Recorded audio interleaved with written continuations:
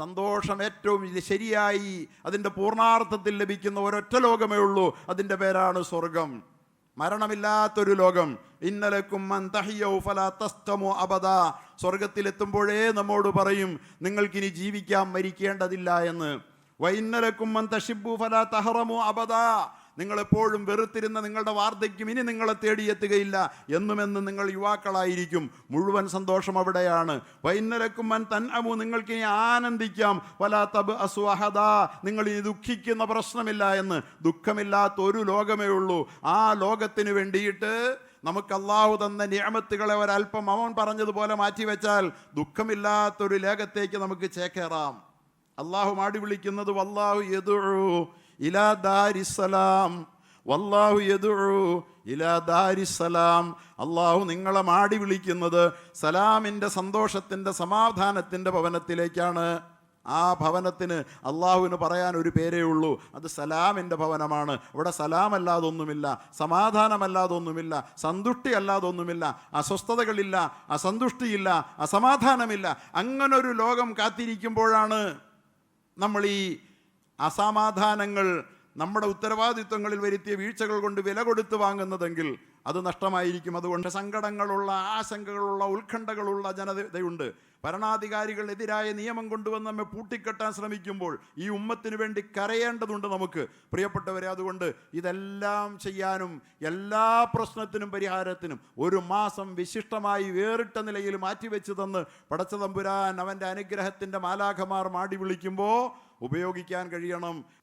റമദാൻ മാസം നമ്മോട് വിട പറയുമ്പോൾ നമ്മൾ ശ്രദ്ധിക്കേണ്ട വളരെ പ്രധാനപ്പെട്ട കാര്യങ്ങളിലൂടെ നാം ഇനിയുള്ള നാളുകൾ കടന്നു പോവുകയാണ്. കാരണം റമദാൻ ലക്ഷ്യം വയ്ക്കുന്നത് നമ്മളെ ഏറ്റവും ഉത്തമനായ, ഉന്നതനായ, മനുഷ്യത്വത്തിൻ്റെ ഉജ്ജ്വലമായ രൂപാന്തരങ്ങളായി ഭവിക്കാൻ വേണ്ടിയാണ്. ഏറ്റവും മികച്ച മനുഷ്യത്വത്തിൻ്റെ ഒരു പീസ് ആയി, ഒരു ഖണ്ഡമായി, ഒരു ഇൻഡിവിജ്വലായി നമ്മളെല്ലാവരും മാറാൻ വേണ്ടി യത്നിച്ചുകൊണ്ടിരിക്കുകയാണ്. ഇത് മനുഷ്യജീവിതത്തിൻ്റെ ഏറ്റവും വലിയ സ്ട്രഗിളാണ്. മനുഷ്യൻ എന്ന് പറയുന്ന വ്യക്തിക്ക് അള്ളാഹു ഏൽപ്പിച്ചിരിക്കുന്ന ഏറ്റവും വലിയൊരു ടാസ്ക്കാണ്. അധ്വാനരഹിതമായി ഈ ലോകത്തെങ്ങനെയെങ്കിലും കാലം കഴിച്ച് ഈ ലോകത്തിൻ്റെ കടമ്പ കടക്കുക എന്നതുകൊണ്ട് നമ്മളാരും ജീവിതത്തിൻ്റെ പ്രവിശാലമായ അർത്ഥതലങ്ങളുള്ള ആസൂത്രിതമായ പദ്ധതികളാൽ സംവിധാനിക്കപ്പെട്ട ഈ ജീവിതത്തിൻ്റെ ലക്ഷ്യങ്ങൾ പൂർത്തീകരിച്ചു എന്ന് നാം കരുതരുത്. നമ്മെ സംബന്ധിച്ചിടത്തോളം പൂർത്തീകരിക്കപ്പെടേണ്ട പല പദ്ധതികളും അള്ളാഹു ഏൽപ്പിച്ചാണ് എല്ലാ സന്നാഹങ്ങളും സൗകര്യാദികളും നമുക്കായി പടച്ചവൻ ഒരുക്കിയിട്ടുള്ളത്. വായുവിൻ്റെയും വെള്ളത്തിൻ്റെയും വെളിച്ചത്തിൻ്റെയും അന്നത്തിൻ്റെയും ഒക്കെ പദ്ധതികൾ ഈ ലോകത്ത് ഏതൊരു അജയ്യനായ ശക്തിയാണോ ഈ പ്രപഞ്ചം സൃഷ്ടിച്ച് പരിപാലിക്കുന്നത് അവൻ നമുക്ക് വേണ്ടി കൃത്യതയോടെ ഒരുക്കി വെച്ചിട്ടുണ്ടെങ്കിൽ, ഇതെല്ലാം സംവിധാനിച്ച് വെച്ചിട്ട് ഈ ലോകത്തേക്ക് അവനൊരു പ്രത്യേക തരം ഇതെല്ലാം ഉപയോഗിക്കാൻ അറിയാവുന്ന ഒരു സൃഷ്ടിയെ അയച്ചെങ്കിൽ ആ സൃഷ്ടിയിൽ നിന്ന് എന്ത് അവൻ പ്രതീക്ഷിക്കുന്നു എന്ന കാര്യം അറിഞ്ഞ് പ്രവർത്തിക്കുക എന്നതാണ് ഒരു മനുഷ്യൻ്റെ ബാധ്യത. ആ ബാധ്യത നിർവഹിക്കാൻ, ആ ബാധ്യതയെക്കുറിച്ച് ബോധവാന്മാരാകാൻ ഈ ലോകത്ത് അല്ലാഹു ഭാഗ്യം നൽകിയ വിഭാഗത്തിൻ്റെ പേരാണ് മുസ്ലിമുകൾ അഥവാ സത്യവിശ്വാസികൾ എന്ന് നാം പറയുന്നത്. ആ ഭാഗ്യത്തെ പക്ഷേ പലപ്പോഴും നമ്മുടെ ജീവിത യാന്ത്രികതകളുടെ നടുവിൽ നാം മറന്നു പോകുന്നു എന്നതാണ് സത്യം. നമ്മളെ നോമ്പിൽ അല്ലാഹു സുബ്ഹാനഹു വ തആല ഈ പുണ്യമാസത്തിൽ തളച്ചിട്ടു. പലപ്പോഴും നാം കരുതിപ്പോകും നോമ്പ് കൊണ്ട് നമുക്ക് പ്രയാസമാണ്. പരിശുദ്ധ ഖുർആനിൽ അല്ലാഹു അത് പ്രത്യേകം പറയുന്നുണ്ട്. ഷഹ്റു റമളാൻ അല്ലദീ ഉൻസില ഫീഹിൽ ഖുർആനു ഹുദൽ ലിന്നാസ് വബയ്യിനാത്തിൻ മിനൽ ഹുദാ വൽ ഫുർഖാൻ. റമളാൻ മാസത്തെ അല്ലാഹു സുബ്ഹാനഹു വ തആല പരിശുദ്ധ ഖുർആൻ ഇറക്കി മാനവരാശിയുടെ മാർഗദർശനം ഉറപ്പുവരുത്തിയ മാസമാണ്. മനുഷ്യരാശി പല വഴികളിലൂടെയാണ് ദിശാബോധമില്ലാതെ അലയുന്നത്. മനുഷ്യൻ എന്ന് പറയുന്ന ഈ രൂപഭാവങ്ങളുള്ള ഈ സ്പീഷീസ്, ഈ പ്രത്യേക ജനുസ്, ഈ പ്രത്യേക വർഗം തന്നെ അവൻ്റെ ജീവിതക്രമത്തിൽ അവൻ എത്രയോ വ്യത്യസ്തനാണ്, ഭിന്നനാണ്. ഒരാളും ഒരാളെപ്പോലെയല്ല, വ്യത്യസ്തനാവുകയാണ്. ഈ വ്യത്യസ്തതകൾക്കിടയിൽ അല്ലാഹു സുബ്ഹാനഹു വ തആല അവന് മാർഗദർശനം നൽകുന്നു. ആ മാർഗദർശനത്തിന് അനുസരണമായി നമുക്ക് ജീവിക്കണം. അല്ലാഹു പ്രകൃതിയിലുള്ള എല്ലാത്തിനും മാർഗദർശനം നൽകിയവനാണ്. പ്രിയപ്പെട്ടവരെ, സബ്ബിഹിസ്മ റബ്ബിക്കൽ അഅല, അത്യുന്നതനായ അള്ളാഹുവിൻ്റെ നാമം നിങ്ങൾ വാഴ്ത്തുക. അല്ലദീ ഖലഖ ഫസവ്വ, അള്ളാഹു അവൻ നമ്മൾ സൃഷ്ടിക്കുകയും നേരെ ചൊവ്വയാക്കി നമുക്ക് രൂപ സൗന്ദര്യം നൽകുകയും അംഗപ്രത്യംഗ പൊരുത്തം നൽകുകയും ഫഹദ, സന്മാർഗം നൽകുകയും ചെയ്തവനാണ്, വഴികാട്ടി തന്നവനാണ്. എങ്ങനെ ജീവിക്കണം, എതിലേ നീങ്ങണം എന്ന് കൃത്യമായി പഠിപ്പിച്ചവനാണ്. അത് നമുക്ക് മാത്രമല്ല, അല്ലദീ ഖലഖ, സൃഷ്ടിച്ചതിനൊക്കെ മാർഗനിർദ്ദേശം നൽകി. അതുകൊണ്ട് നോമ്പ് പൂർത്തിയാകുന്ന ഈ സമയത്ത് നമ്മൾ റഹ്മത്ത് ആർജിച്ചിട്ടുണ്ടെന്ന് ഉറപ്പാക്കി കാരുണ്യം മുറ്റിയ ഒരു മനസ്സിൻ്റെ ഉടമകളായി ഇതിനകം പരുവപ്പെട്ടിട്ടുണ്ടോ, നമ്മൾ പരിണാമപ്പെട്ടിട്ടുണ്ടോ എന്നാണ് ഈ നിമിഷങ്ങളിൽ നമ്മുടെ ഗൗരവമുള്ള ആലോചനകളിൽ ഇടം പിടിക്കേണ്ട ചിന്താവിഷയം. കാരുണ്യം നമുക്ക് തിരിച്ച് കിട്ടിയിട്ടുണ്ടോ? കാരുണ്യം ചോർന്നു പോയിരുന്ന നമ്മുടെ മനസ്സുകൾ കാരുണ്യത്തിലേക്ക് തിരിച്ചെത്തിയിട്ടുണ്ടോ? അതോടൊപ്പം തന്നെ മഗ്ഫിറത്ത് കൊണ്ട് അനുഗ്രഹീതരായി പാപരഹിതരായി തീർന്ന ഒരു മനസ്സുമായിട്ടാണോ നാം ഇപ്പോൾ കഴിഞ്ഞുകൂടുന്നത്? റഹ്മത്തിൻ്റെ പത്തും നമ്മെ തഴുകി കടന്നു പോയിക്കൊണ്ടിരിക്കുമ്പോൾ ഈ നിലയിൽ ആലോചിച്ച് മൂന്നാം പത്തിൽ കാരുണ്യം മുറ്റിയ മനസ്സുമായി, പാപരഹിതമായ മനസ്സുമായി മൂന്നാമത്തെ പത്തിലേക്ക് കർമാവേശത്തോടെ നാം കർമാവേശത്തോടെ കടക്കണം. കാരണം നമ്മുടെ കർമ്മങ്ങൾ പലപ്പോഴും അസ്വീകാര്യമായി മാറുന്നത് കരുണയില്ലാത്തവനിൽ നിന്ന് അല്ലാഹു ഒന്നും സ്വീകരിക്കില്ലെന്നതുകൊണ്ടാണ്. പലപ്പോഴും നമ്മുടെ കർമ്മങ്ങൾ നാം പ്രതീക്ഷിക്കുന്ന ഫലത്തിലേക്ക് എത്തിച്ചേരാത്തത് നമുക്ക് പാപരാഹിത്യം നമുക്ക് ഉറപ്പാക്കാനാവാത്തത് കൊണ്ടാണ്. പാപപങ്കിലമായ മനസ്സുമായി അള്ളാഹുവിൻ്റെ മുമ്പിൽ എന്തെല്ലാം കർമ്മങ്ങൾ നമ്മൾ വാരിക്കോരി ചെയ്താലും അതൊന്നും അതിൻ്റെ യഥാർത്ഥ ലക്ഷ്യവും അതിൻ്റെ സ്ഥലവും അതിൻ്റെ ഉന്നതമായ തലങ്ങളെ സ്പർശിക്കുകയില്ല എന്നതുകൊണ്ടാണ് നമ്മുടെ കർമ്മങ്ങൾ പലപ്പോഴും പാഴാകുന്നത്. കർമ്മം ചെയ്യാത്തവരല്ല നമ്മൾ, നിസ്കരിക്കുന്നവരാണ്, നോമ്പ് വയ്ക്കുന്നവരാണ്, ദാനം ചെയ്യുന്നവരാണ്, കുടുംബം നോക്കുന്നവരാണ്, മാതാപിതാക്കളെ പരിപാലിക്കുന്നവരാണ്, ഭാര്യയ്ക്ക് വേണ്ടി ജീവിതം ഒഴിഞ്ഞു വെച്ചവരാണ്, മക്കൾക്ക് വേണ്ടി സമ്പാദ്യം മാറ്റി വെച്ചവരാണ്. നന്മയില്ലാത്തവരാണെന്ന് ആരാ നമ്മെക്കുറിച്ച് പറഞ്ഞത്? പക്ഷേ കാരുണ്യം അതിൻ്റെ തനത് സ്വഭാവത്തിലേക്ക് എത്തിയിട്ടില്ലാത്ത, റഹ്മത്ത് വറ്റിപ്പോയിട്ടുള്ളത് കൊണ്ട്, അല്ലെങ്കിൽ അത് വളരെ ചോർന്നു പോയിട്ടുള്ളത് കൊണ്ട്, അതുപോലെ തന്നെ പാപരഹിതമായ മനസ്സുമായി കർമ്മം ചെയ്താലേ അള്ളാഹു സ്വീകരിക്കൂ. കർമ്മമല്ല അള്ളാഹുവിന് പ്രധാനം. ഇന്നമൽ അഅ്മാലു ബിന്നിയ്യാത്ത്, ഏറ്റവും പ്രധാനപ്പെട്ട ഇസ്ലാമിൻ്റെ മൗലികമായ ബേസിക് വാല്യൂ എന്ന് പറയുന്നത് ഒരു മനുഷ്യൻ്റെ ഉദ്ദേശശുദ്ധി എങ്ങനെ നിൽക്കുന്നു എന്നതാണ്. മനസ്സിൽ എന്താണ് അവൻ ഉദ്ദേശിക്കുന്നതെന്നതാണ്. അമലുകൾ ഏത് വലുതാകട്ടെ, എത്ര ഭീമാകാരമായതാകട്ടെ, ബൃഹത്ത് പദ്ധതികളാകട്ടെ, ആ കർമ്മങ്ങളൊന്നുമല്ല അള്ളാഹു നോക്കുന്നത്. ഇന്നമൽ അഅ്മാലു ബിന്നിയ്യാത്ത്, ഏതൊരു കർമ്മവും പടച്ചവൻ്റെ അടുക്കൽ സ്വീകാര്യത നേടണമെങ്കിൽ അവൻ്റെ ഉദ്ദേശം നന്നായിരിക്കണം, നിയ്യത്ത്. അതുകൊണ്ടാണ് നോമ്പിൽ രാത്രിയിൽ തന്നെ തഅയ്യുനും നിയ്യ, രാത്രിയിലേ നിയ്യത്ത് ചെയ്യണം. അതുകൊണ്ടാണ് തറാവീഹ് കഴിഞ്ഞതേ നിയ്യത്ത് പറഞ്ഞു കൊടുക്കണേ, രാത്രിയിലെ നിയ്യത്ത് പോകാതിരിക്കാൻ. എല്ലാത്തിനും നിയ്യത്ത് പ്രത്യേകമായ ഒരു അമലായി വെച്ചത് അതുകൊണ്ടാണ്. മനസ്സിലെ കരുതലാണത്.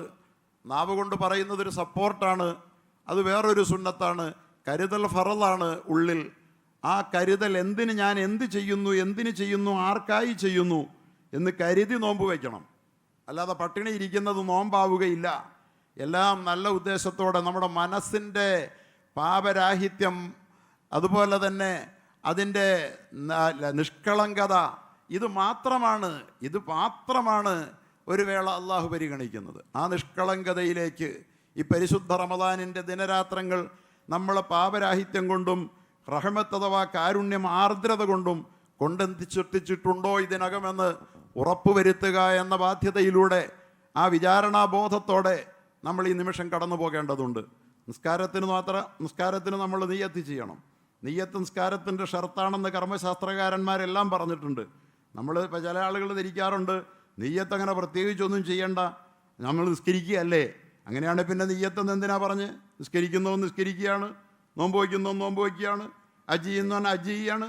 അതൊക്കെ വെറും മൂഢവിചാരങ്ങളാണ്. പ്രത്യേകമായി ഒരു നിശ്ചിത പോയിന്റിൽ വെച്ച് ഞാൻ എന്തിനാർക്ക് വേണ്ടി ചെയ്യുന്നു എന്ന് കരുതുകയും ആവുന്ന വിധത്തിൽ അത് നാവിൻ്റെ സപ്പോർട്ടോടുകൂടി, അത് മനസ്സും നാവും ഒപ്പം ശരീരം അതിന് പ്രായോഗികമായി സപ്പോർട്ടാകുന്ന ഒരു സമഗ്രതയാണ് നമ്മുടെ കർമ്മങ്ങളെന്ന് നാം അറിയണം. ഇതുണ്ടാകുന്നുണ്ടോ നമ്മുടെ നോമ്പ് കൊണ്ട്? ഇതായിട്ടുണ്ടോ എങ്കിൽ തീർച്ചയായും മൂന്നാമത്തെ 10 നമുക്ക് വേണ്ടി കാത്തുവെച്ചിരിക്കുന്നത് ഈ നല്ല മനസ്സിൻ്റെ ഉടമയ്ക്ക്, ആർദ്രതയുടെ ഉടമയ്ക്ക്, പാപരഹിതനായ ഈ മനസ്സിൻ്റെ ഉടമയ്ക്ക് അവൻ എന്ത് ചെയ്താലും അതിൻ്റെ അളവല്ലാത്ത, കണക്കില്ലാത്ത അതിരുകളിലേക്ക് അവൻ്റെ കർമ്മത്തിൻ്റെ മൂല്യമുയരുന്ന ഒരു 3-ാം 10 നമുക്ക് വേണ്ടി കാത്തിരിക്കുകയാണ്. എന്താണ് യഥാർത്ഥത്തിൽ ഈ മൂല്യവർധനയുടെ കാരണം? മൂല്യവർധനയുടെ കാരണം നമ്മുടെ മനസ്സിൻ്റെ പാകത വളർന്നു എന്നതാണ്. മനസ്സിൽ തൊട്ടാണ് കർമ്മങ്ങൾ ചെയ്യേണ്ടത്. ഉള്ളിൽ തട്ടി പറയുക എന്ന് നമ്മോട് പറയും, ഉള്ളിൽ തട്ടി വല്ലതും ചെയ്യുക എന്ന് പറയും. ഉള്ളിൽ തട്ടി ചെയ്യണം. നമ്മൾ പലതും യാന്ത്രികമാവുകയാണ്. അതുകൊണ്ട് നിസ്കാരത്തിന് നിയ്യത്ത് നിർബന്ധമാക്കി, നോമ്പിന് നിയ്യത്ത് നിർബന്ധമാക്കി. പ്രിയപ്പെട്ടവരെ, സക്കാത്തിന് അത് വളരെ പ്രധാനമാണ് നമ്മുടെ പാപരാഹിത്യം ഉറപ്പുവരുത്താൻ. പാപരഹിതരാണെന്ന് പറഞ്ഞ് നമ്മൾ ലൈലത്തുൽ ഖദ്റിനും ഇഅ്തികാഫിനുമൊക്കെ സന്നദ്ധരാകുമ്പോൾ നേരമായി എൻ്റെ കർമ്മങ്ങൾ പർവ്വത സമാനം പെരുപ്പിച്ച് നാളെ പരലോകത്തേക്ക് അനശ്വരതകളിലേക്കുള്ള സമ്പാദ്യം ഒരുക്കാൻ വേണ്ടി ഞാൻ 3-ാമത്തെ 10 വേണ്ടി സജ്ജനാവുകയാണ് എന്ന് പറയുമ്പോൾ ഈ റഹ്മത്തും ഈ പാപരാഹിത്യവും ഉറപ്പായി എന്ന് നാം ഉറപ്പ് വരുത്തേണ്ടതുണ്ട്. ഈ നിയ്യത്ത് നമ്മുടെ മനസ്സ് നന്നാക്കുന്ന പ്രക്രിയ, നിയ്യത്തിലൂടെ നമ്മുടെ മനസ്സ് നന്നാക്കിയെന്ന് ഉറപ്പ് വരുത്തണം. സക്കാത്തിന് വേണ്ടി നാം തീർച്ചയായും പണം മാറ്റി വയ്ക്കുമ്പോൾ ഒന്നുകിൽ മാറ്റി വയ്ക്കുന്ന സമയത്ത്, അല്ലെങ്കിൽ അത് കൈമാറുന്ന സമയത്ത് ഇത് ഞാൻ സക്കാത്തായി കൊടുക്കുന്നു എന്ന് കരുതാത്ത ഒരു സക്കാത്തും സ്വീകരിക്കപ്പെടുകയില്ല. നോക്കൂ, നിയ്യത്തിന് എല്ലാ കർമ്മങ്ങളിലും എത്ര വലിയ പ്രാധാന്യമാണ്. അതുകൊണ്ട് നന്നാവേണ്ടത് നിയ്യത്താണ്. നിയ്യത്ത് മൻ നവാ, നവാ എന്ന് പറഞ്ഞാൽ കരുതി, മനസ്സിലെന്നാണ്. നവാ എൻവി നിയ്യയാണ്. കരുതുക എന്ന പദത്തിൽ നിന്നാണ് നിയ്യത്ത് വന്നത്. അതുകൊണ്ട് മനസ്സിൻ്റെ കരുതൽ എന്താണിപ്പോൾ എന്നുള്ളത് നോക്കുന്ന ഒരു തമ്പുരാനുണ്ട് ഇവിടെ. അവനാണ് ആകാശമടക്കി ഭരിക്കുന്നത്, അവനാണ് പ്രപഞ്ചത്തിൻ്റെ അധിനായകൻ, അവനാണ് ഭൂമി നിയന്ത്രിക്കുന്നത്, അവനാണ് മനുഷ്യൻ്റെ ശരീരം ഭരിക്കുന്നത്, മനസ്സ് നിയന്ത്രിക്കുന്നത്. ആ പടച്ചവൻ മനസ്സിലേക്ക് ഉറ്റുനോക്കുമ്പോൾ ആ മനസ്സിൽ കളങ്കമില്ലെന്ന് ഉറപ്പാക്കുക എന്ന പ്രക്രിയയിലൂടെയാണ് നാം കടന്നുപോയിക്കൊണ്ടിരിക്കുന്നത്. ഹജ്ജിലും അങ്ങനെയല്ലേ? ഹജ്ജ് വീട്ടിൽ നിന്നിറങ്ങുമ്പോൾ ഹജ്ജ് ചെയ്യാൻ തീരുമാനിച്ച ഒരാൾ മനസ്സിൽ കരുതുമ്പോഴേ ഞാൻ ഹജ്ജ് ചെയ്യാൻ തീരുമാനിച്ചു എന്ന് പറഞ്ഞുകൊണ്ട് നടക്കും. പക്ഷെ അത് നിയ്യത്താവുമോ? പോകുന്നത് ഹജ്ജിനല്ലേ? നിയ്യത്താവുമോ?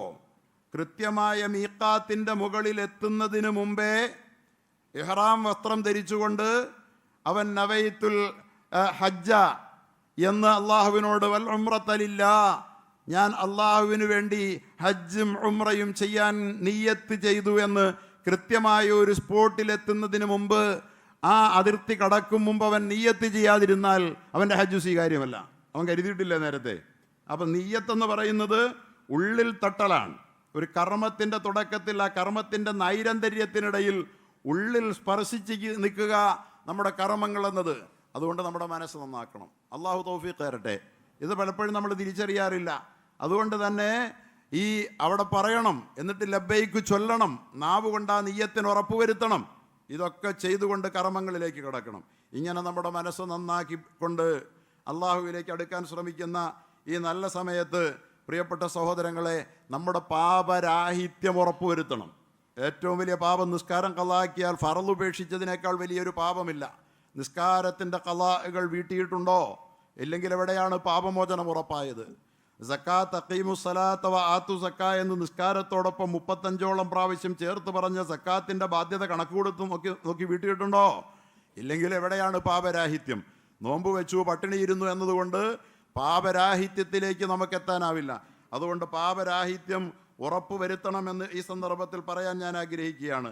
അല്ലാഹു സുബ്ഹാനഹു വ തആല പാപത്തോടുകൂടി ലൈലത്തുൽ ഖദ്റിൻ്റെ രാത്രിയിൽ കഴിഞ്ഞുകൂടേണ്ട ഗതികേട് നമുക്കാർക്കും വരുത്താതിരിക്കുമാറാകട്ടെ. പാപത്തോടുകൂടി ഒടുവിലത്തെ 10 സമ്മാനിതരാവുന്ന, സ്വർഗം കൊണ്ട് സമ്മാനിതരാവുന്ന, നരകമോചനം ഇത്തക്കുമിനാർ ഉറപ്പുവരുത്തുന്ന ഒടുവിലത്തെ 10 പാപിയായി, അതും വെറും പാപിയല്ല, കൊടും പാപിയായി പടച്ചവൻ്റെ മുമ്പിൽ വരികയും ഇവനൊന്നിങ്ങോട്ട് എത്തിക്കൊള്ളട്ടെ, ഇവൻ എത്താൻ നേരമാകട്ടെ, ഇവനെ ഞാൻ കൈകാര്യം ചെയ്തു കൊള്ളാമെന്ന് അള്ളാഹു കരുതിയിരിക്കുന്ന ഒരു വ്യക്തിയായി ഇരുന്നു കൊണ്ട് റമദാനിൻ്റെ 3-ാമത്തെ 10 സ്വാഗതം ചെയ്യാനാണ് നമ്മുടെ ഭാവമെങ്കിൽ തീർച്ചയായും അത് വരുത്തി വയ്ക്കുന്ന നഷ്ടം വലുതായിരിക്കുമെന്ന് സൂചിപ്പിക്കുകയാണ് ഞാൻ. അല്ലാഹു സുബ്ഹാനഹു വ തആല ധനത്തിൽ നിൻ്റെ ലോകത്തെ മനുഷ്യൻ്റെ ഏറ്റവും വലിയ ദൗർബല്യങ്ങളിലൊന്നാണ് അവൻ്റെ ജീവിത സൗഭാഗ്യങ്ങൾക്ക് സഹായകമായി വർത്തിക്കുന്ന നിദാനമായ അവൻ്റെ സമ്പത്തിനോടുള്ള അടങ്ങാത്ത ആർത്തി. സുഖസൗകര്യാദികൾ പെരുപ്പിക്കാൻ വേണ്ടി സഹായിക്കുന്ന സമ്പത്ത്, അതിനോടുള്ള അടങ്ങാത്ത ആർത്തി അവൻ്റെ മനസ്സിൻ്റെ നീയത്തിനെ, നിഷ്കളങ്കതയെ കളങ്കപ്പെടുത്തി അവനെ പൈശാചികനാക്കുകയോ മൃഗീയതയിലേക്ക് അവനെ കൂപ്പുകുത്തിക്കുകയോ ചെയ്യുമെന്നതുകൊണ്ട് അതിൽ നിന്നൊരു മോചനം, അത് സക്കാത്താണ്. അത് ഈ പണക്കൊതി ഇല്ലാതാക്കാൻ ഈ ലോകത്ത് സക്കാത്ത് പോലെ സഹായിക്കുന്ന മറ്റൊരു പദ്ധതിയുമില്ല. അതുകൊണ്ടാണ് അള്ളാഹു പറഞ്ഞത് ഖുദ് മിൻ അംവാലിഹിം സദഖ. നബിയെ, അവരുടെ ധനത്തിൽ നിന്ന് അങ്ങ് സദഖയെ, സക്കാത്തിനെ പിടിച്ചെടുക്കണം. എന്തിന്? തുതഹിറുഹും, അതവരെ സംസ്കരിക്കും, ശുദ്ധീകരിക്കും. ശുദ്ധീകരണം വെറുതെ ഒന്നും നടക്കില്ല. ചെപ്പടി വിദ്യ കൊണ്ട് ശുദ്ധീകരണം സാധ്യമല്ല. അവരുടെ കയ്യിലെ പണം അള്ളാഹു പറഞ്ഞു എന്ന് പറഞ്ഞിട്ട് മനസ്സോടുകൂടി അങ്ങ് പിടിച്ചെടുക്കുമ്പോൾ തുതഹിറുഹും, അതവരെ സംസ്കരിക്കുകയാണ്, ശുദ്ധീകരിക്കുകയാണ്. പണം കൊടുത്ത് ശുദ്ധീകരണം നേടണം. പണം പിടിച്ചു വെച്ചിട്ടല്ല ശുദ്ധി നേടേണ്ടത്. പണത്തോട് അള്ളിപ്പിടിച്ചിട്ട് ഏത് ശുദ്ധിയാണ് നേടാൻ ശ്രമിക്കുന്നതെന്ന് അള്ളാഹു ചോദിക്കുകയാണ്. തുസക്കീഹിം, അവരെ തസ്കിയത്ത് ചെയ്യും, അവർക്ക് സക്കാത്ത് നൽകുകയും ചെയ്യും. ഇതിൻ്റെ പേര് തന്നെ സക്കാത്ത് എന്നാണ്. തുസക്കീഹിം, അവർക്ക് സക്കാത്ത് കൊടുക്കും. നമ്മൾ സക്കാത്ത് കൊടുക്കുമ്പോൾ ആ കൊടുക്കൽ നമുക്ക് സക്കാത്ത് നൽകുകയാണ്. നമ്മൾ സക്കാത്ത് മറ്റുള്ളവർക്ക് കൊടുക്കുമ്പോൾ ആ കൊടുക്കുന്നത് നമുക്ക് സക്കാത്ത് നൽകുകയാണ്, ആത്മസംസ്കരണം തരുകയാണ്. തുസക്കീഹിം, ആ പണം പിടിച്ചെടുക്കുന്നതിലൂടെ വിസമ്മതമേതുമില്ലാതെ സ്വന്തം പണം അങ്ങേക്ക് അങ്ങയുടെ ദൂതന് വിട്ടുകൊടുക്കാൻ അവർ സന്നദ്ധരാകുന്നതിലൂടെ അവർക്ക് സംസ്കരണം കിട്ടുന്നുണ്ട്. ഏറ്റവും വലിയ സംസ്കരണം പണക്കൊതിയന്മാരുടെ ലോകത്ത് 10 തിട്ടയിൽ 100 മതിയെന്നും 100 സഹസ്രം മതിയെന്നും പെരുപ്പിക്കുക, വീണ്ടും വീണ്ടും പെരുപ്പിക്കുക എന്ന പദ്ധതികൾ മാത്രമായി തൻ്റെ സ്വത്തിൻ്റെ വിഹിതം മറ്റാർക്കും അവകാശപ്പെട്ടതല്ല. ഇനി ആണെങ്കിൽ പോലും ഏതെങ്കിലും പിച്ചച്ചട്ടിയിൽ വീണൊച്ച കേൾപ്പിക്കുന്ന, ഏതെങ്കിലും നാണയത്തുട്ടുകൾ കൊണ്ട് തൻ്റെ സക്കാത്തിൻ്റെ ബാധ്യത തീർക്കാൻ ശ്രമിക്കുന്ന പണക്കൊതിയന്മാർക്കുള്ളതല്ല സംസ്കരണവും സംസ്കൃത ചിത്തരായ ആളുകൾക്ക് വിധിക്കപ്പെട്ടിരിക്കുന്ന സ്വർഗവുമെന്ന് അള്ളാഹു പറയുകയാണ്. എങ്കിൽ പിന്നെ എന്തിനാണ് ഈ പാപം ബാക്കി വെച്ചുകൊണ്ട് 3-ാമത്തെ 10ലേക്ക് ഇഅ്തികാഫിന് പോകുന്നത്, ലൈലത്തുൽ ഖദറിന്റെ പുണ്യം പ്രതീക്ഷിക്കാൻ പോകുന്നത്? അതുകൊണ്ട് പണം കൊടുക്കേണ്ടടത്ത് കൊടുത്തിരിക്കണം. വസല്ലി അലൈഹിം, ഇത് പിടിച്ചെടുത്തിട്ട് നബിയെ അവർക്ക് വേണ്ടി പ്രാർത്ഥിക്കുക. നോക്കൂ, എന്നിട്ട് നബി അവർക്ക് പ്രാർത്ഥിക്കുക കൂടി ചെയ്താൽ ഇന്ന സ്വലാത്തക സക്കനുൽ ലഹും, അങ്ങയുടെ പ്രാർത്ഥന അവർക്ക് വലിയ സമാശ്വാസത്തിന് കാരണമാകും. അപ്പോൾ കൊടുക്കേണ്ടത് കൊടുത്തിട്ട്, ബാധ്യതകൾ നിർവഹിച്ചിട്ട്, പണത്തിൻ്റെ ബാധ്യതകൾ നിർവഹിച്ച് സാധുവിൻ്റെ ആവശ്യങ്ങൾ പൂർത്തീകരിച്ചു കൊടുത്തിട്ട് പ്രവാചകനോട് പ്രാർത്ഥിക്കാൻ പറയുകയാണ്. പിന്നെയാണ് പ്രാർത്ഥിക്കാൻ പറയേണ്ടത്. പലപ്പോഴും പല സഹോദരങ്ങളും ഒരുപാട് പ്രശ്നം പറഞ്ഞിട്ട്, ഞാനതിന് കുറ്റം പറയുകയല്ല, പലപ്പോഴും വന്ന് പറയും ഉസ്താദെ ദ്വാരക്കണം, ഒരുപാട് പ്രതിസന്ധിയിലാണ്. അള്ളാഹു അങ്ങനെ പറഞ്ഞ എല്ലാ സഹോദരങ്ങളുടെയും നമ്മുടെ എല്ലാം പ്രശ്നങ്ങളെന്താ പരിഹരിച്ചു തരട്ടെ. ദുആയ്ക്ക് ഫലമുണ്ടില്ലെന്നല്ല ഞാൻ പറയുന്നത്. പക്ഷെ നമ്മുടെ ബാധ്യതകൾ വീട്ടിയിട്ടാണോ പറയണത്? പ്രവാചക അങ്ങ് പ്രാർത്ഥിക്കുക അവരുടെ ധനം പിടിച്ചെടുത്തിട്ട്, എന്നിട്ട് സാധുക്കൾക്ക് അത് വച്ച് നീട്ടിയിട്ട്, അവരുടെ അവകാശമാണത്, ഔദാര്യമല്ല, അത് കൊടുത്തിട്ട് അവർക്ക് വേണ്ടി ദുആ ചെയ്യുക. കൊടുക്കേണ്ടത് കൊടുത്തിട്ട് നമ്മൾ പടച്ചവനോട് ദുആ ചെയ്യുക, മഹാന്മാരോട് ദുആ ചെയ്യാൻ വേണ്ടി പറയുക, സാലിഹീങ്ങളോട് പറയുക. അത് ചെയ്യാതെയല്ല വേണ്ടത് എന്ന് നാം ഓർക്കണം. അങ്ങനെയെങ്കിൽ അത് ആശ്വാസം തരും. ഇന്ന സലാത്തക സക്കനുൽ ലഹും വല്ലാഹു സമീഉൻ അലീം, അള്ളാഹു എല്ലാം കാണുന്ന അറിയുന്നവനാണ്. അതുകൊണ്ട് യഥാവിധി സക്കാത്ത് നൽകപ്പെടാത്ത വസ്തുക്കൾ, അത് ആട്, മാട്, ഒട്ടകമാണെങ്കിൽ ഭീതിപ്പെടുത്തുന്ന രൂപത്തിൽ അന്ത്യനാളിൽ വരുമെന്ന് മുഹമ്മദുർ റസൂലുള്ളാഹി സ്വല്ലല്ലാഹു അലൈഹി വസല്ലം പറഞ്ഞു. ആടും മാടും ഒട്ടകവും സക്കാത്ത് നമുക്കിടയിൽ കുറവാണെങ്കിലും അറബികൾക്കിടയിൽ സാർവത്രികമാണ്, ധാരാളമാണ്. താഴ്വാരങ്ങൾ നിറഞ്ഞൊഴുകുന്ന ആടും മാടും ഒട്ടകങ്ങളുമൊക്കെ അവർക്ക് ധാരാളം ഉണ്ടാകും. അവരുടെ ഉപജീവനത്തിൻ്റെ ഒരു വലിയ ഉപാധിയാണ്. അതിൽ നിന്ന് സക്കാത്ത് കൊടുക്കാത്തവർക്ക് അത് അന്ത്യനാളിൽ വരും. ഉടമകളെ കൊമ്പുകൊണ്ടത് കുത്തും, കുളമ്പ് കൊണ്ടത് ചവിട്ടും എന്നിട്ടോ അവസാനത്തെ ആ മൃഗവും അവനെ കൊമ്പുകൊണ്ട് കുത്തി കുളമ്പ് കൊണ്ട് ചവിട്ടി നിന്ദ്യപ്പെടുത്തി കഴിഞ്ഞാൽ ആദ്യം കുത്തി കടന്നുപോയ ആദ്യത്തെ മൃഗം വീണ്ടും വരും. ഈ സ്ഥിതിവിശേഷം ഇത് വിധി നടപ്പാക്കുന്ന നിമിഷം വരെ ഈ പ്രക്രിയ അന്ത്യനാളിൽ തുടർന്നു കൊണ്ടിരിക്കുമെന്ന്. എന്തിനാ സഹോദരങ്ങളെ അള്ളാഹു തന്ന നിഅമത്തിൽ നിന്ന് പിടിച്ചു വെച്ചുകൊണ്ട് ഈ കൊടും വിനനാശം, ദുരന്തം വിലയ്ക്ക് വാങ്ങാൻ പോകുന്നത്? ജീവിതം അവിടെയല്ലേ. വ ഇന്നൽ ആഖിറത ലഹിയൽ ഹയവാൻ, സന്തോഷം കൊതിക്കുന്ന മനുഷ്യന് ജീവിതത്തിൽ എന്ത് ചെയ്താലും സന്തോഷത്തിനാ. പക്ഷെ സന്തോഷം ഇവിടെ കിട്ടുകയില്ല. കോടീശ്വരന്മാരോട് നിങ്ങളൊന്ന് പോയി ചോദിക്കൂ, അവർ സന്തുഷ്ടരാണോ എന്ന്. നമ്മളെക്കാൾ അസന്തുഷ്ടരായിരിക്കും. പ്രിയപ്പെട്ടവരെ, അധികാര രാഷ്ട്രീയത്തിൻ്റെ ഉന്നതങ്ങളിൽ പടിമുറക്കിയവരോട് പോയി ചോദിക്കൂ, അവർ സന്തുഷ്ടരാണോ എന്ന്.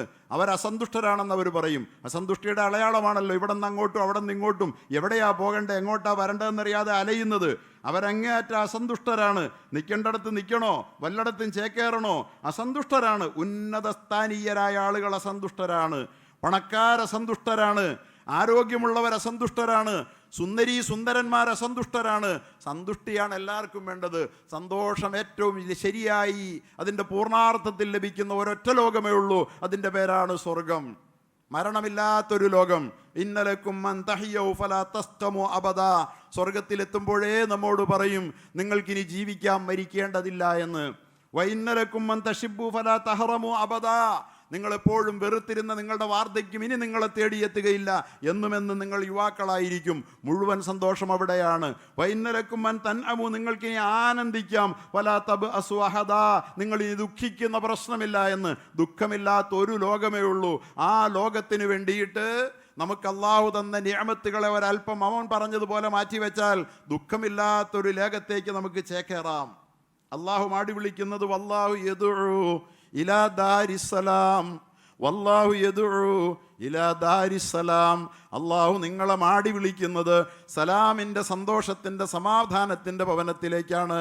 ആ ഭവനത്തിന് അള്ളാഹുവിന് പറയാൻ ഒരു പേരേ ഉള്ളൂ. അത് സലാമിൻ്റെ ഭവനമാണ്. അവിടെ സലാമല്ലാതൊന്നുമില്ല, സമാധാനമല്ലാതൊന്നുമില്ല, സന്തുഷ്ടി അല്ലാതൊന്നുമില്ല, അസ്വസ്ഥതകളില്ല, അസന്തുഷ്ടിയില്ല, അസമാധാനമില്ല.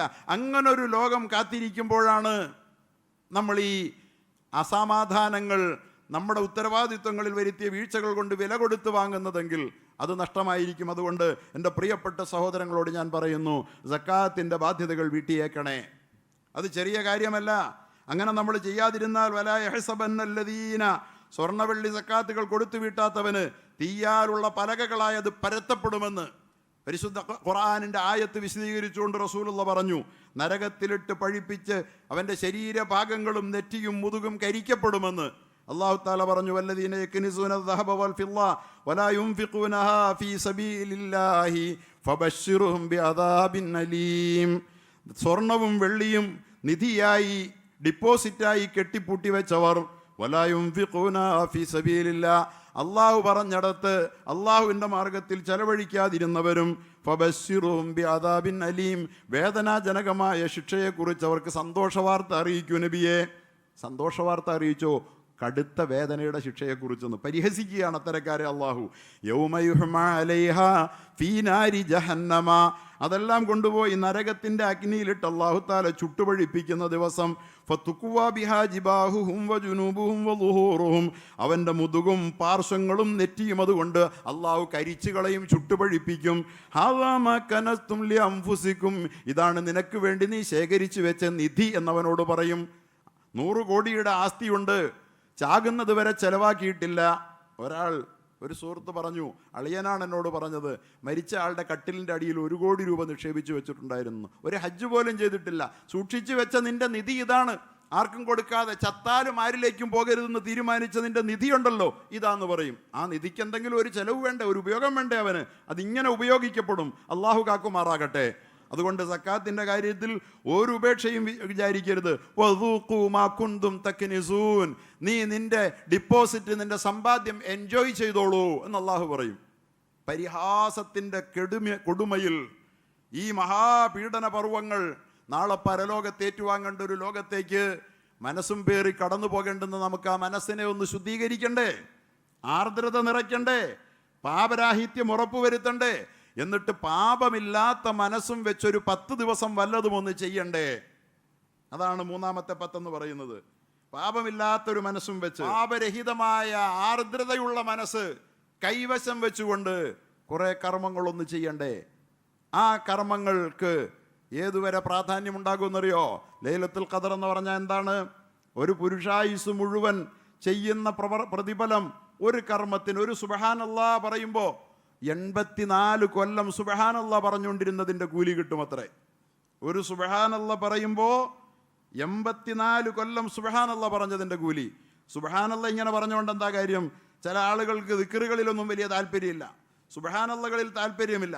പ്രിയപ്പെട്ട സഹോദരങ്ങളെ, സുബ്ഹാനല്ലാഹ് എന്ന് പറയുന്നത് അള്ളാഹുവിൻ്റെ, അത് ഒരു സത്യവിശ്വാസിയെ സംബന്ധിച്ചിടത്തോളം അവൻ്റെ പരലോകത്തെ ഏറ്റവും വലിയ ഡിപ്പോസിറ്റാണ്.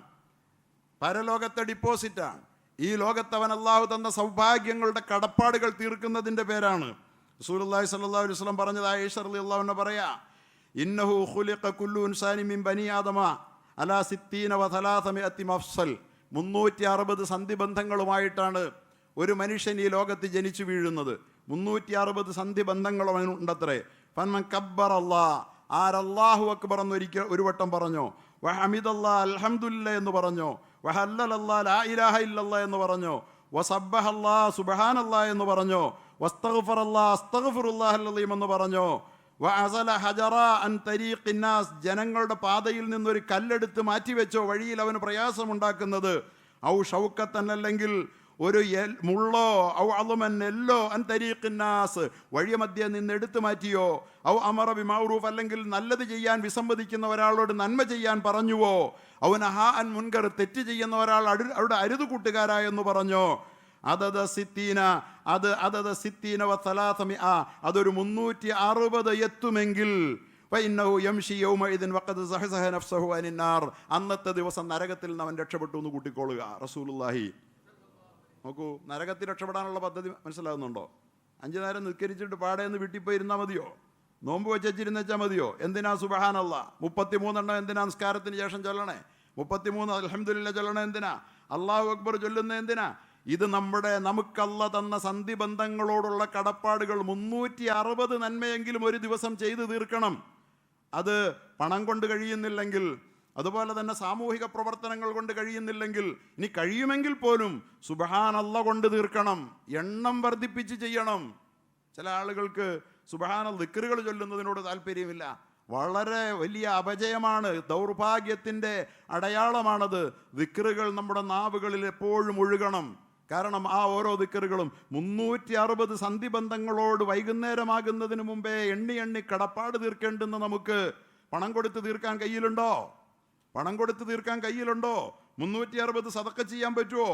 അവിടെ ഒരു സുബ്ഹാനല്ലാഹ് നമുക്ക് എത്ര ഉപകാരപ്പെടുമെന്ന്. അതുകൊണ്ട് ഈ പരിശുദ്ധമായ റമദാനിൻ്റെ സുബ്ഹാനല്ലാഹുകൾക്ക് ലൈലത്തുൽ ഖദറായാൽ അല്ലാത്തപ്പോൾ തന്നെ 70 ഇരട്ടിയായി പെരുകുന്ന ഈ നാളുകളിൽ, കാരണം നന്മ മനസ്സ് നന്നാകുന്നതിനനുസരിച്ച് അവൻ്റെ കർമ്മത്തിൻ്റെ മഹത്വം, മൂല്യം, വാല്യൂ പെരുകുകയാണ്. വാല്യൂ പെരുകുന്നത് മനസ്സ് നന്നാകുമ്പോഴാണ്. എന്താ റമദാനിൽ ഒന്നിനൊരു ചെറിയ നന്മയ്ക്ക് സുന്നത്തിന് ഫറദിൻ്റെ കൂലി കിട്ടി, ഒരു ഫറദിന് 70 ഫറദിൻ്റെ കൂലി കിട്ടി. ഈ സുന്നത്തുകൾ ചെയ്യുമ്പോൾ, ഈ ഫറദുകൾ ചെയ്യുമ്പോൾ റമദാനുള്ളവൻ്റെ മനസ്സിൽ റഹ്മത്ത് വന്നിരിക്കുകയാണ്, മഗ്ഫിറത്ത് വന്നിരിക്കുക. ആ മനസ്സോടുകൂടിയുള്ള കർമ്മമാണ്. അതുകൊണ്ടാണ് പെരുകുന്നത്, അല്ലാതെ വെറുതെ പെരുകണതല്ല. മനസ്സാണ് ഇതിനെല്ലാം ആധാരമായി നിലയുറപ്പിക്കുന്നതെന്ന് നമ്മൾ മനസ്സിലാക്കണം. മനസ്സിൻ്റെ യഥാർത്ഥ ആരക്കാലിൽ ഊന്നി നിന്നുകൊണ്ട് വേണം നമ്മുടെ വാക്കുകൾ വെളിയിലേക്ക് വരാൻ, നമ്മുടെ കർമ്മങ്ങൾ അന്തരീക്ഷത്തെ പുഷ്കലമാക്കാൻ. മനസ്സിൻ്റെ ആരക്കാലിൽ ഊന്നി നിന്നുകൊണ്ടാകണം.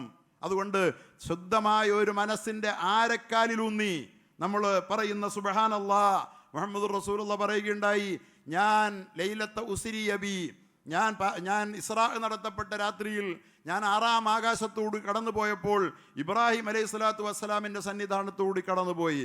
അപ്പോൾ എന്നെ വിളിച്ചു, യാ മുഹമ്മദ് തആൽ, വരൂ മുഹമ്മദേ, വ അഖ്രി അലാ ഉമ്മത്തിക സലാം, താങ്കളുടെ സമുദായത്തിന് എൻ്റെ സലാം പറയുക എന്ന് 6-ാം ആകാശത്ത് വിരാജിക്കുന്ന ഇബ്രാഹിം അലൈഹി സ്വലാത്തു വസ്സലാം തന്നെ മാടി വിളിച്ചുകൊണ്ട് തൻ്റെ പ്രിയപ്പെട്ട പൊന്നുമകനോട് പറയുകയാണ്. എന്നിട്ട് പറഞ്ഞു, അവരോട് പറയണം, വാഖ്ബിർഹും അന്നൽ ജന്നത്ത് തയ്യിബത്തുൽ മാഇ അദ്ബത്തുൽ മാഇ തയ്യിബത്തു തുർബത്തി അദ്ബത്തുൽ മാ, സ്വർഗം എന്ന് പറയുന്നത് ശുദ്ധമായ രുചികരമായ വെള്ളമുള്ളൊരു ലോകമാണ്, വളരെ ഫലഭൂയിഷ്ടമായ മണ്ണുള്ള ഒരു സ്ഥലമാണെന്ന് അവരോട് പറയുക. പക്ഷേ വലാകിന്നഹാ ഖിആൻ, പക്ഷേ അത് തരിശാണെന്ന് പറഞ്ഞേക്കണം അവരോട്. അതിലൊന്നും വിളഞ്ഞിട്ടില്ല, ശൂന്യമായി കിടക്കുകയാണ്. വ ഇന്ന ഖറാസഹാ, അതിൽ വളരുന്ന മരങ്ങൾ, അവിടുത്തെ ചെടികൾ സുബ്ഹാനല്ലായാണെന്ന് എൻ്റെ സമുദായത്തോട്, അങ്ങയുടെ ഉമ്മത്തികളോട് പോയി പറയണം മുഹമ്മദേ സ്വല്ലല്ലാഹു അലൈഹി വസല്ലം. നമ്മൾ ഇബ്രാഹിം അലൈഹി സ്വലാത്തു വസ്സലാം പറഞ്ഞ സലാമിന് സലാം അടക്കണമെന്ന് മുഹദ്ദിസുകൾ പറയുന്നു. നമ്മൾ പറയുക വഅലൈക വഅലൈഹിസ്സലാം എന്ന് നമ്മൾ പറയുക. വഅലൈക വഅലൈഹി സലാം എന്ന് നമ്മൾ സലാം അടക്കുക.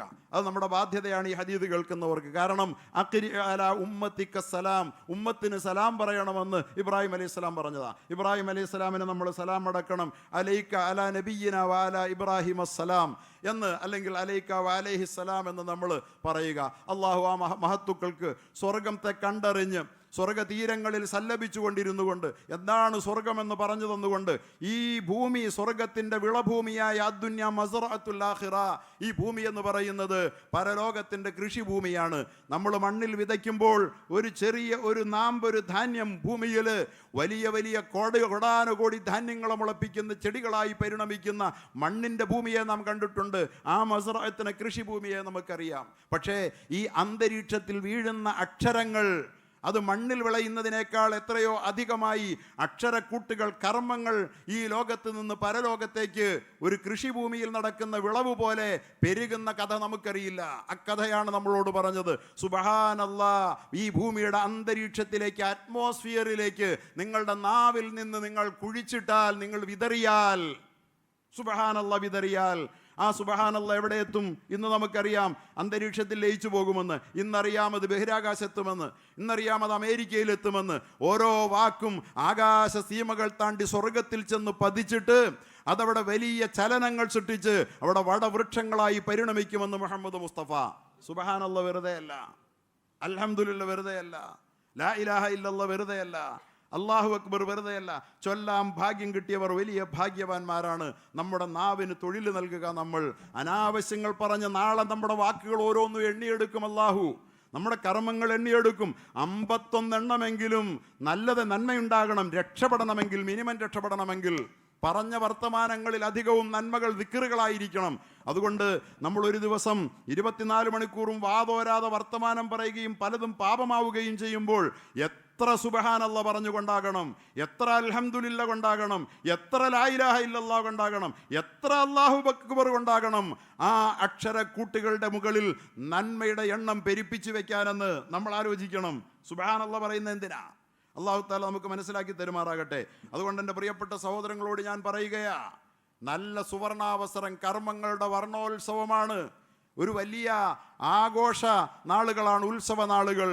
സുഹൃതങ്ങളുടെ പരലോകത്ത് നേട്ടം വെട്ടിപ്പിടിക്കാൻ ഉതകുന്ന സുഹൃതങ്ങളുടെ ഉത്സവ നാളുകൾ നമ്മെ തേടി എത്തുമ്പോൾ, ആകാശ കവാടങ്ങൾ അതിനുവേണ്ടി തുറന്നു കിടക്കുമ്പോൾ, സ്വർഗ കവാടങ്ങൾ തുറന്നു വെച്ച് നരക കവാടങ്ങൾ കൊട്ടിയടച്ച് പിശാചുക്കളെ ബന്ധനസ്ഥരാക്കി പ്രതിബന്ധം നിൽക്കുന്ന എല്ലാ ശക്തികളെയും തളച്ചിട്ടിട്ടും നമ്മൾ നമ്മുടെ നെഫ്സിൻ്റെ ഇച്ഛകൾക്ക് വശംവദരായി ഇനിയും ഏഷണിയും, ഇനിയും കളവും, ഇനിയും പരദൂഷണവും, ഇനിയും കുറ്റവാക്കുകളും, ഇനിയും മനുഷ്യനുമായി അലോസരമുണ്ടാക്കുന്ന കൊള്ളരുതായികകളുമാണ് നമ്മുടെ നാവിലൂടെ ഒഴുകുന്നതെങ്കിൽ നമ്മൾ പാപരഹിതരാകുന്ന പ്രശ്നമില്ല. എന്തിനാണ് അള്ളാഹ് ഇതൊക്കെ തന്നെ?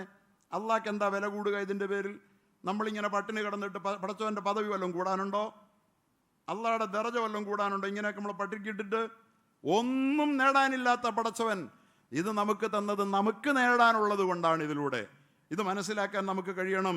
അതുകൊണ്ട് ഒടുവിലത്തെ ഈ നാളുകൾ റസൂലുള്ളാഹി ദിക്റും അതുപോലെ തന്നെ സുജൂദുകളുമൊക്കെ വർദ്ധിപ്പിച്ചുകൊണ്ടുള്ള നാളുകളായിരിക്കണം ഇനി. അള്ളാഹുവിൻ്റെ റസൂൽ ഒടുവിലത്തെ പത്തായാൽ മസലുൽ മുഅ്തഖിഫി കറജുലിൻ ലഹു ഹാജ, ഇഅ്തികാഫ് അള്ളാഹുവിൻ്റെ പള്ളിയിലിരിക്കണം. ഒരല്പസമയം അള്ളാഹുവിനോടൊപ്പം ഇരിക്കുകയും വേണം നമുക്ക്.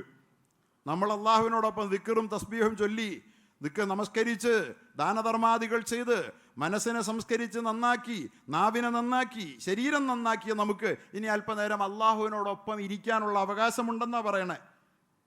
കാരണം ഒരു വൃത്തികെട്ടവന് ഉന്നതന്മാരുടെ സദസ്സിൽ പോയി ഇരിക്കാൻ പറ്റില്ല. എന്തിനാണ് ഒടുവിൽ ഇഅ്തികാഫ് വെച്ചത്? ഇത്രയും പാപരഹിതമായ മനസ്സിൻ്റെ ഉടമയ്ക്ക് ഇനി എന്നോടൊപ്പം എൻ്റെ ഭവനത്തിൽ ഇരിക്കാം. ഇരുന്നാൽ ഒരു മുഅ്തികാഫിക്ക് ഇരിക്കുന്നത്, അങ്ങനെ മനസ്സുള്ള ആളുകൾക്ക് ഇരിക്കാൻ ഭാഗ്യം കിട്ടും. ഇഅ്തികാഫ് ഇരിക്കുന്ന ആരാ? നല്ല സംസ്കരിക്കപ്പെട്ട മനസ്സിൻ്റെ ഉടമകൾക്ക് പള്ളിയിൽ ഇരിക്കാൻ പറ്റുള്ളൂ. കാരണം പള്ളിയിലിരുന്നാൽ പ്രത്യേകിച്ച് എന്തെങ്കിലും മറ്റു തരത്തിലുള്ള എൻ്റർടൈൻമെൻ്റ് ഒന്നുമില്ല, സിനിമ കാണുന്ന ഫീലൊന്നുമില്ല, മറ്റെന്തെങ്കിലും കിട്ടൂല. പക്ഷെ എന്നിട്ടും പള്ളിയിൽ നിന്ന് ഇറങ്ങാതെ ഇരിക്കാൻ കഴിയുന്ന മനുഷ്യരുടെ മനസ്സുകൾ എന്തുകൊണ്ടത് സാധിക്കുന്നു? അള്ളാഹുവിൻ്റെ ഗുണങ്ങളുമായി അവരുടെ മനസ്സ് സമരസപ്പെട്ടിരിക്കുന്നു. തഖല്ലഖൂ ബി അഖ്ലാഖില്ലാഹ്, അള്ളാഹുവിൻ്റെ ഗുണങ്ങൾ കൊണ്ട് നിങ്ങളുടെ മനസ്സ് ഗുണമാർജിക്കട്ടെ. അങ്ങനെയുള്ളവർക്ക് പള്ളിയിൽ നിന്ന് ഇറങ്ങാൻ തോന്നൂല. ആവശ്യം കഴിഞ്ഞാലും അവർ പള്ളിയിൽ തന്നെ ഇരിക്കും. അവർ ഒഴിവ് എന്തെല്ലാം തിരക്കുകളുണ്ടോ, തിരക്ക് കഴിഞ്ഞാൽ പിന്നെ അവരുടെ സ്ഥലം പള്ളിയായിരിക്കും. അള്ളാഹുവിനോടൊരു മനുഷ്യൻ എത്ര ബന്ധമുണ്ടോ അത്ര കണ്ടവന് പള്ളിയിൽ ഇടം കണ്ടെത്തുന്നതിൽ ആനന്ദം തോന്നും. അൽ മുഅ്മിനു ഫിൽ മസ്ജിദി കത്തൈരി ഫിൽ കസ്സമക്കി ഫിൽ മാ. ഒരു മുനാഫിക്കിന്, ഒരു കപടവിശ്വാസിക്ക് പള്ളിയിൽ ഒരല്പസമയം ചെലവഴിക്കുന്നത് എങ്ങനെയെന്നറിയുമോ? കത്തൈരി ഫിൽ ഖഫ്സി, കൂട്ടിലിട്ട കിളിയെ പോലെയാണെന്ന് മുഹമ്മദ് റസൂലുള്ളാഹ്. നോക്ക്, പലർക്കും അങ്ങനെയല്ലേ, ഒരല്പനേരം ഇരിക്കാൻ പറ്റുന്നുണ്ടോ? എങ്ങനെയെങ്കിലും കെട്ടും പൊട്ടിച്ച് ചാടണം. ആ നിലയിൽ നിന്ന് നമുക്ക് മാറാനായിട്ടുണ്ടോ? എന്നാൽ ഒരു സത്യവിശ്വാസിക്ക് കസ്സമക്കി ഫിൽമാ, ഈ വെള്ളത്തിലിട്ട മത്സ്യത്തെ പോലെയാ. ഒരല്പസമയം കരയെ കയറിയിരിക്കാൻ നാം മീനിന് തോന്നുമോ? ഇല്ല. കര നല്ലതല്ലേ, നമുക്കൊക്കെ നല്ലതാണ് കര. പക്ഷെ മീനിനൊരിക്കലും തോന്നില്ല കരയാണ് നല്ലതെന്ന്. അതിൻ്റെ ജീവൻ്റെ നിലനിൽപ്പ് തന്നെ വെള്ളത്തിനുള്ളിലാണ്. ഇതുപോലെയാണെന്ന് എത്ര നല്ല ഉദാഹരണത്തിലൂടെയാണ് അള്ളാഹുവിൻ്റെ റസൂൽ പഠിപ്പിച്ചത്. ഉണ്ട് പള്ളിയോടുള്ള ബന്ധം, പള്ളിയുടെ അകത്തളത്തോടുള്ള ബന്ധം, അതിലുള്ള ദിക്റുകളോടുള്ള ബന്ധം, അള്ളാഹുവിനോടുള്ള ആത്മബന്ധമായി പരിണമിക്കുന്ന ഇഅ്തികാഫ് ഇരുന്നാൽ കറജുലിൻ ലഹു ഹാജത്തുൻ ലിഅളീം, ഒരു ഉന്നതന്റെ മുമ്പിൽ ഒരാവശ്യം പറയാനുള്ള ഒരു സാധാരണക്കാരനെ പോലെയാണ്. ഫജലസ അലാ ബാബിഹി, അവനവൻ്റെ കൊട്ടാരത്തിൻ്റെ കവാടത്തിൽ ധർണയിരുന്നു. ഒരു വലിയ മുതലാളി, അയാൾ ഉദാരനാണ്. അയാളുടെ കൊട്ടാരത്തിൻ്റെ കവാടത്തിൽ പോയി അയാൾ ധർണയിരുന്നു കളഞ്ഞു. ഒരു പാവം മനുഷ്യൻ അത്താ ഇബ്നു റവാഹ് റളിയല്ലാഹു അൻഹു പറയാ, വയഖൂൽ, അവൻ എന്നിട്ട് പറയുകയാണ്, ലാ അബ്റഹത്ത തഖ്ലിയ ഹാജത്തി, ഇത് കാര്യം നടത്തി തരാതെ ഞാൻ പോകൂല. സെക്രട്ടേറിയറ്റിൻ്റെ മുമ്പിൽ ധർണയിരിക്കും നമ്മൾ കണ്ടിട്ടുണ്ട്. സത്യത്തിൽ അള്ളാഹുവിൻ്റെ ഭവനത്തിൻ്റെ കട്ടിളപ്പടിയിൽ ധർണയിരിക്കുകയാണ് ഒരു മുഅ്തകിഫ്. എന്താണ് അതിനർത്ഥം എന്നറിയോ? പടച്ചവനെ, എൻ്റെ ആവശ്യം എൻ്റെ പാപം പുറത്തിട്ടല്ലാതെ വേറെ വലിയ ആവശ്യത്തെ, ഏത് വലിയ ആവശ്യത്തെക്കാളും വലുത് പാപം പുറത്തു കിട്ടില്ല. എല്ലാ ആവശ്യവും തീരുക പാപം പുറത്താൽ, എല്ലാ പ്രശ്നവും പരിഹരിക്കുക പാപം പുറത്താൽ. അതുകൊണ്ട് പടച്ചവനെ, എൻ്റെ പാപം പുറത്തല്ലാതെ ഞാൻ ഇവിടെ നിന്ന് പോകൂല എന്ന് പറയുന്ന ഒരു അനുഭവമാണത്. കദാലിക്കൽ മുഅ്തകിഫ് ഇഅ്തികാഫ് ഫീ ബൈത്തില്ലാഹ്, ഇതുപോലെ ഇഅ്തികാഫുകാരൻ അല്ലാഹുവിൻ്റെ വീട്ടിൽ ഇഅ്തികാഫിലാണ്, ധർണയിലാണ്. വയഖൂലു ലാ അബ്റഹു ഹത്താ യഗ്ഫിറ ലി, അവൻ പറയുകയാണ്, അല്ലാഹുവേ നീ പൊറുക്കാതെ ഞാൻ പോകൂല, നീ പുറത്തു തരാതെ ഞാൻ പോകൂല, നിന്റെ വീട്ടിൽ നിന്ന് ഞാൻ പോകൂല. അങ്ങനെ ഒരു ഇഅ്തികാഫുകാരനാകാൻ എത്ര ദിവസം പറ്റും? അള്ളാഹുവിൻ്റെ റസൂൽ ഇതൊക്കെ വേണോ? അതൊക്കെ വലിയ പാപികൾക്ക് പറഞ്ഞല്ലേ, ഞങ്ങൾക്കൊന്നും വേണ്ട. ചില ആളുകൾക്ക് അങ്ങനെ ഒരു ധാർഷ്ട്യമാണ്. അള്ളാഹുവിൻ്റെ റസൂൽ എല്ലാ വർഷവും പറഞ്ഞു, ലൈലത്തുൽ ഖദറിനെ പ്രതീക്ഷിച്ച് നല്ല മനസ്സുമായി, ആർദ്രതയുള്ള റഹ്മത്തുള്ള പാപരഹിതമായ മനസ്സുമായി ഒരു പുരുഷായുസ് മുഴുവൻ കർമ്മം ചെയ്താൽ, അതെന്തിനാണ് അങ്ങനെ ചെയ്താൽ അത് ചെയ്യേണ്ടതിൻ്റെ ആവശ്യകത? പ്രിയപ്പെട്ടവരെ, ഈ കർമ്മമൊന്നും അനശ്വരമായ പരലോകത്ത് പോരാ, ആയുസ്സും പോരാ. അതൊരു സങ്കടം തന്നെയാണ്. ഈ ആയുസ്സിലെ കർമ്മങ്ങളൊന്നും പരലോകത്തിൻ്റെ അനശ്വരതയ്ക്ക് മുമ്പിൽ പര്യാപ്തമല്ല. അതുകൊണ്ട് തന്നെയാണ് അള്ളാഹു പ്രതിഫലം വർദ്ധിപ്പിക്കുന്ന ചില സുവർണ നിമിഷങ്ങൾ നമുക്ക് മുമ്പിൽ തുറന്നു തരുന്നത്. സൂറത്തുൽ ലൈൽ, സൂറത്തുൽ ഖദറിൽ അത് പറയുന്നുണ്ട്. അത് പറയാൻ നേരമില്ലാത്തതുകൊണ്ട് ഞാൻ ഇപ്പോൾ പറയുന്നില്ല. ഖദറിൻ്റെ ഒരൊറ്റ സൂറ തന്നെ അതിൻ്റെ പേരിൽ ഇറക്കിയിട്ടുണ്ട്. ഇന്നാ അൻസൽനാഹു ഫീ ലൈലത്തുൽ ഖദർ, ഖദറിൻ്റെ രാത്രിയിലാണ് നബിയെ ഈ ഖുർആൻ നാം അവതരിപ്പിച്ചത്. അള്ളാഹു അവൻ്റെ വിശിഷ്ടമായ വചനപ്പൊരുളുകളെ ഭൂമിയിലേക്ക് ഇറക്കാൻ വേണ്ടി കണ്ടെത്തിയ ആ പാതിരാവിൻ്റെ നിർണായക നിമിഷങ്ങളാണ്. ആ നിമിഷങ്ങളിൽ ആരെങ്കിലും ആരാധനാ നിമഗ്നരായിരിക്കാൻ ഭാഗ്യം ലഭിച്ചാൽ ഒരു പുരുഷായുസ് മുഴുവനും മറ്റൊരു തെറ്റും ചെയ്യാതെ 84 കൊല്ലം, 1000 മാസം, 1000 പൗർണമി ചന്ദ്രനെ കണ്ട പോലെ കണ്ടവർ എന്ന് പറയാറില്ലേ, അത്തരം കർമ്മം ചെയ്ത പുണ്യത്തിലേക്ക് ഉയരാൻ കഴിയുന്ന ഒരു മഹാഭാഗ്യം നമ്മെ കരുതിയിരിക്കുമ്പോൾ നഷ്ടപ്പെടുത്തരുത്. അള്ളാഹുവിൻ്റെ റസൂൽ 10 ദിവസമല്ല 10 ദിവസം ഇരിക്കുമായിരുന്നു. എന്നിട്ട് വശദ്ദ മിഅ്സറഹു, മുണ്ടു മുറുക്കി കൊടുക്കുമായിരുന്നു, ഭാര്യമാരോട് വിട പറയുമായിരുന്നു. ഒടുവിലത്തെ 10 അവസാനം വഫാത്തിൻ്റെ നാളായപ്പോൾ അള്ളാഹുവിൻ്റെ റസൂൽ 20 ദിവസം ഇഅ്തികാഫ് ഇരുന്നു. നിങ്ങളിനി തീരുമാനിക്കുക, ഇഅ്തികാഫ് നമുക്ക് വേണോ? റസൂലുള്ളാഹിക്ക് ഇത്രയൊക്കെ വേണം, നമുക്ക് വേണോ? വേണ്ടി വരില്ല അല്ലേ? അതുകൊണ്ട് എൻ്റെ പ്രിയപ്പെട്ട സഹോദരങ്ങളെ, പള്ളിയെ ഇഅ്തികാഫ് കൊണ്ട് നിബിഡമാക്കുക. ദശലക്ഷങ്ങൾ പരിശുദ്ധ മസ്ജിദുൽ ഹറമിൽ കുമിഞ്ഞു കൂടുന്നതിന് കാരണം എന്തെന്നറിയോ? നിയന്ത്രണം ഏർപ്പെടുത്താൻ എങ്ങനെ കഴിയുമെന്നറിയാതെ ഭരണാധികാരികൾ വിഷമിക്കുന്നത് ഈ ഇഅ്തികാഫിന് വേണ്ടിയാണ്, അള്ളാഹുവിനോട് അടുത്തിരിക്കാൻ വേണ്ടി. മറ്റെല്ലാ ആനന്ദങ്ങളെക്കാൾ അള്ളാഹുവിൻ്റെ വീട്ടിലിരിക്കുമ്പോഴുള്ള ആത്മീയ ആനന്ദത്തിൻ്റെ പറുദീസയിൽ ചേക്കേറാൻ വേണ്ടി. സത്യവിശ്വാസികൾ മനം തുടിക്കുമ്പോൾ അക്കൂട്ടത്തിൽ ഒരാളായി മാറാൻ നമ്മുടെ പള്ളികളിലൂടെ നമുക്ക് കഴിയണം.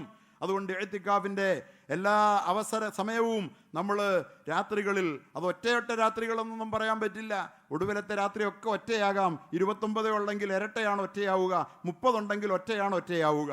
അതുകൊണ്ട് ഏതും പ്രതീക്ഷിച്ചുകൊണ്ട് ഇത് നഷ്ടപ്പെടുത്തരുത്. ഇത് നഷ്ടപ്പെടുത്തിയിട്ട് പിന്നെ കിടന്ന് നിലവിളിക്കരുത്. നമുക്ക് നമ്മുടെ പ്രശ്നങ്ങളുണ്ട്. അതുപോലെ തന്നെ നമുക്ക് അനുഭൂതികളുടെ നിറവിലാണ് നമ്മൾ ജീവിക്കുന്ന, പ്രയാസമറിയാത്തവരാണ്. പക്ഷെ സങ്കടങ്ങളുള്ള, ആശങ്കകളുള്ള, ഉത്കണ്ഠകളുള്ള ജനതയുണ്ട്. ഭരണാധികാരികളെതിരായ നിയമം കൊണ്ടുവന്ന് നമ്മെ പൂട്ടിക്കെട്ടാൻ ശ്രമിക്കുമ്പോൾ ഈ ഉമ്മത്തിന് വേണ്ടി കരയേണ്ടതുണ്ട് നമുക്ക്, പ്രിയപ്പെട്ടവരെ. അതുകൊണ്ട് ഇതെല്ലാം ചെയ്യാനും എല്ലാ പ്രശ്നത്തിനും പരിഹാരത്തിനും ഒരു മാസം വിശിഷ്ടമായി വേറിട്ട നിലയിൽ മാറ്റിവെച്ച് തന്ന് പടച്ച തമ്പുരാൻ അവൻ്റെ അനുഗ്രഹത്തിൻ്റെ മാലാഖമാർ മാടി വിളിക്കുമ്പോൾ ഉപയോഗിക്കാൻ കഴിയണം. ആ നിലയിൽ നമ്മുടെ ഈ ദിവസങ്ങൾ എവിടെ എത്തിയിട്ടുണ്ട്, ഞാൻ എവിടം വരെ ആയി, എന്നെക്കൊണ്ട് എൻ്റെ നന്മയുടെ ശീലങ്ങളിലേക്ക് ചൂടുമാറ്റം സാധ്യമായിട്ടുണ്ടോ, ഇബാദത്തുകളിൽ, ദിക്റുകൾ, ഔറാദുകളിൽ, ഖുർആൻ പാരായണത്തിൽ ഒരു ആനന്ദം ആസ്വദിക്കാവുന്ന ഒരു മനസ്സിൻ്റെ ഉടമയായി എനിക്ക് മാറാൻ കഴിഞ്ഞിട്ടുണ്ടോ എന്ന് നമ്മൾ ഓരോരുത്തരും ആലോചിച്ച് നമ്മുടെ കർമ്മങ്ങളെ നന്നാക്കിക്കൊണ്ട് പരിശുദ്ധമായ മൂന്നാമത്തെ പത്തിലേക്ക്, ലൈലത്തുൽ ഖദ്ർ പ്രതീക്ഷിച്ചുകൊണ്ടുള്ള എത്തിക്കാഫുകളിലേക്ക്, അതുപോലെ തന്നെ ഫിത്ർ, സക്കാത്തിനെ കുറിച്ചൊക്കെ ഇൻഷാ അല്ലാഹ് സമയം പോലെ പറയാം. സാമ്പത്തികമായ ബാധ്യതകളോട് മുക്തി നേടാതെ ഒരിക്കലും നമുക്ക് റമദാൻ്റെ നേട്ടം കൈവരിക്കാനാവില്ല എന്നതിൻ്റെ മറ്റൊരു സൂചന കൂടിയാണ് ഫിത്ർ, സക്കാത്ത്. അതും നമ്മൾ കൊടുത്ത് തീർക്കേണ്ടതുണ്ട്. അതിൻ്റെ അളവും കണക്കുമൊക്കെ ഇൻഷാ അല്ലാഹ് സമയം പോലെ പറയാം. ഒരു പാപവും നമുക്കിനി ബാക്കി വയ്ക്കരുത്. പാപമാണ് സർവനാശം. അതുകൊണ്ടാണ് നാം ഇന്ന് അനുഭവിക്കുന്ന സർവ്വവിധത്തിലുള്ള അലോസരങ്ങൾക്കും അസ്വാസ്ഥ്യങ്ങൾക്കും നിമിത്തമായി മാറുന്നത് അതാണെന്ന തിരിച്ചറിവോടുകൂടി അള്ളാഹു അപ്രശ്നങ്ങളുടെ സർവമാന പരിഹാരത്തിനുമായി തന്നിരിക്കുന്ന ഈ പുണ്യമാസത്തിൻ്റെ കടന്നു പോകുന്ന ഓരോ ദിനരാത്രങ്ങളിലും നമ്മുടെ ആത്മാവിനെ നിഷ്കളങ്കമാക്കിയിട്ടുണ്ടെന്ന്, നമ്മുടെ നീയത്തുകളെ പരിപൂരിതമാക്കിയിട്ടുണ്ടെന്ന്, പരിശുദ്ധമാക്കിയിട്ടുണ്ട് എന്ന്, കളങ്കമേതുമില്ലാത്ത ഒരു മനസ്സ്, പാപരഹിതമായ ഒരു മനസ്സ് ഉറപ്പുവരുത്തിയിട്ടുണ്ടെന്ന്. എനിക്കിനി ഈ മനസ്സും പേറി എൻ്റെ റബ്ബിൻ്റെ മുമ്പിൽ പോയിരിക്കാം, ലൈലത്തുൽ ഖദ്റിൽ എൻ്റെ മലായിക്കത്തുകളുടെ മുമ്പിൽ എൻ്റെ ഈ മാനസികാവസ്ഥ കാഴ്ചവെക്കാം, എൻ്റെ ദിക്റുകൾ, തസ്ബീഹാത്തുകളുടെ എണ്ണം പെരുപ്പിച്ചുകൊണ്ട് എൻ്റെ നിലവാരം എനിക്ക് ഉയർത്താം, ഇഹവും പരവും സുഭദ്രമാക്കാമെന്ന് നമുക്ക് ഓരോരുത്തർക്കും മോഹിക്കാൻ വകയുള്ള വിലപ്പെട്ട ഈ നാളുകളെ പ്രയോജനപ്പെടുത്തണമെന്ന് മാത്രം സൂചിപ്പിച്ചുകൊണ്ട് പടച്ച തമ്പുരാൻ നമുക്കെല്ലാവർക്കും അതിനുള്ള മഹാഭാഗ്യം പ്രദാനം ചെയ്യുമാറാകട്ടെ എന്ന് ആത്മാർത്ഥമായി ദുആ ചെയ്തുകൊണ്ട് ഞാൻ എൻ്റെ വാക്കുകൾ ഉപസംഹരിക്കുകയാണ്.